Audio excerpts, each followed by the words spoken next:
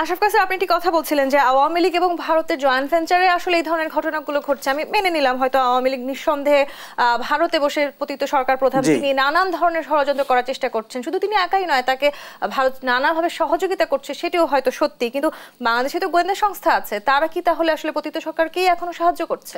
দেখুন, একটি গোয়েন্দা সংস্থা বা পুলিশ অথবা আইন শৃঙ্খলা বাহিনী যখন রাজনৈতিকভাবে ব্যবহৃত হয় তখন তার পেশাদারি দক্ষতা চলে যায়। এবং সেই ব্যবহারটি যদি 15 বছর ব্যাপী হয়, আপনি গোপালগঞ্জে কিনা, আপনি ছাত্রলীগ কিনা, আপনি গণভবনে যাতায়াত করেন কিনা, এগুলো ছিল আপনার রিক্রুটমেন্টের ক্রাইটেরিয়া। তখন আপনি পেশাদারি সার্ভিস কোত্থেকে পাবেন? অতএব 15 বছরের স্খলন থেকে এই বাহিনীগুলো অথবা প্রশাসনকে অন্তত 15 মাস সময় লাগবে শুদ্ধি করতে এবং তাদের পেশাদারি জায়গায় ফেরত আসতে। আমি জানতে চাই, অন্তর্বর্তীকালীন সরকারকে কি তাহলে আসলে এই আইন শৃঙ্খলা বাহিনী কিংবা রাষ্ট্রের যারা গোয়েন্দা সংস্থা হিসেবে কাজ করছেন তারা যথেষ্ট সহযোগিতা করছেন না, সেটি কি এখন আমরা বলতে পারি? সেটি আমরা একদম পরিষ্কার বলতে পারি। আমি অন্তর্বর্তী সরকারকেও দায় দিতে চাই, কেননা তাদের বুঝতে হবে যে এই বাস্তবতায় তাদের করণীয় কি। দেখুন, আপনি যদি কঠোর না হন, আপনি যদি মনিটরিং না করেন, আপনি যদি মেকশিওর না করেন যে এখনো যারা দুর্বলতা দেখাচ্ছে তাদের শাস্তি হবে, তাহলে কিন্তু তারা সোজা হবেন না। কিন্তু আপনি যদি কঠোর হন, আপনার যদি রাজনৈতিক দৃষ্টিভঙ্গি পরিষ্কার থাকে যে আমরা এইভাবে দেশ পরিচালনা করতে চাচ্ছি, আপনার আমাদের সাথে থাকার অথবা না থাকার সুযোগ রয়েছে, তাহলে কিন্তু তারা সিধা হয়ে যাবেন। এখন আমরা দেখতে পাচ্ছি যে মানে অস্থিতিশীলতা তৈরি করে তাদের অনেকেরই কিন্তু বেনিফিট হচ্ছে। এই সঙ্গে আমি আপনাকে বলি, আমাদের অনেক ব্যবসায়ী গোষ্ঠী যারা ফুলে ফেপে উঠেছিল আওয়ামী লীগের সাথে, তারাও এর সাথে যোগ হয়েছেন। আইন শৃঙ্খলা বাহিনী তো রয়েছেই।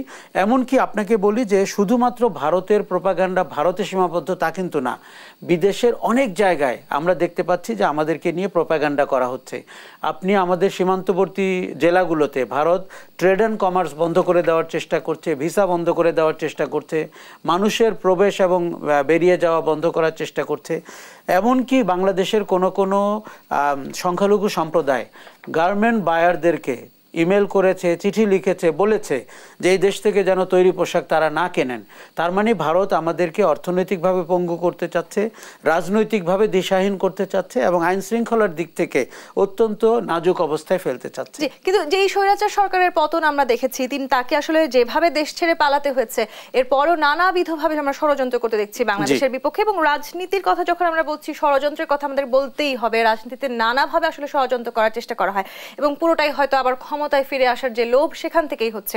বাঙালি নিশ্চয়ই এই মুহূর্তে যথেষ্ট সচেতন আছে। এরপরও একটু বলতে চাই, যেই সময়টাতে আসলে আমরা বলছি যে ভারতে বসে নানা রকম ষড়যন্ত্র করা হচ্ছে, আপনি নিশ্চয়ই জানেন ভারতের পররাষ্ট্রমন্ত্রী তিনি যখন আসলে শেখ হাসিনার সিকিউরিটির ব্যাপারে স্পষ্ট হয়ে বলেন সিক্রেসি সিকিউরিটি, কেন তাকে ঘিরে আসলে এত সিক্রেসি, কেন তাকে এত গোপনভাবে আমাদেরকে তার জন্য সিকিউরিটি দিতে হবে?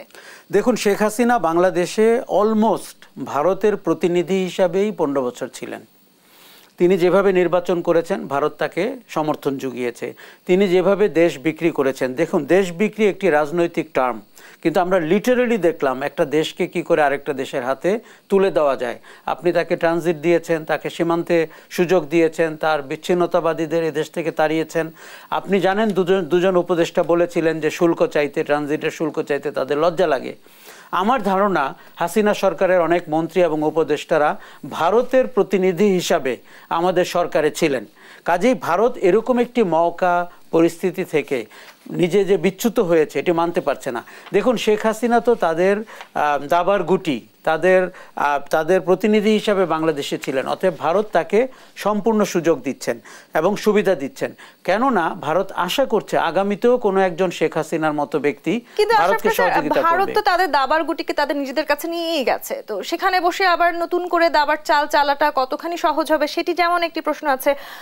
এই মুহূর্তে বাংলাদেশের যে পরিবর্তিত পরিস্থিতি আছে, এই বাস্তবতায় বসে ভারত বাংলাদেশের সীমান্ত অবরোধের মতো ঘটনা তারা হুঙ্কার দিচ্ছে। পররাষ্ট্রগত দিক দিয়ে বা কূটনৈতিক দিক দিয়ে আমরা একটু পিছিয়ে আছি তাহলে? দেখুন, ভারত বোকার স্বর্গে বাস করছে। ভারত মনে করছে যে শেখ হাসিনার দৃষ্টিতে বাংলাদেশকে দেখাটাই তার জন্য ঠিক ছিল। এটি একটি অদ্ভুত ঘটনা, কারণ 5ই আগস্টে বাংলাদেশে যা ঘটেছে, যে কোনো দেশ, ভারত তো একটি বড় শক্তি, তার কূটনীতি ব্যর্থতা সে মেনে নেবে, সে বাংলাদেশের জনগণের আশা আকাঙ্ক্ষা বুঝতে চেষ্টা করবে এবং পরিবর্তনের সুরটি ধরতে চেষ্টা করবে। ভারত গায়ের জোরে আমাদের এই আজকে অবধি যে সমস্ত ঘটনাগুলো ঘটাচ্ছে সেটি কূটনীতিক বিচারেও তেমন বলিষ্ঠ কিছু না, এবং প্রতিবেশীর সাথে সুসম্পর্কের ক্ষেত্রে তো নাই। দেখুন, বাংলাদেশের 17 কোটি মানুষ, তারা এক কাট্টা, এবং ভারতের আজকের অবস্থান বাংলাদেশের সবার কাছে পরিষ্কার। অতীতে কিন্তু এটি একটি রাজনৈতিক ইস্যু ছিল, ভারত বিরোধী রাজনীতি আমরা নির্বাচনের আগে দেখতে পেতাম। এখন কিন্তু কোনো নির্বাচন নেই, তাহলে কেন বিশ্ববিদ্যালয় ক্যাম্পাসে ভারতের পতাকা ফ্লোরে রাখা হচ্ছে এবং সেটি মারিয়ে ছাত্ররা ক্যাম্পাসে ঢুকছে কেন?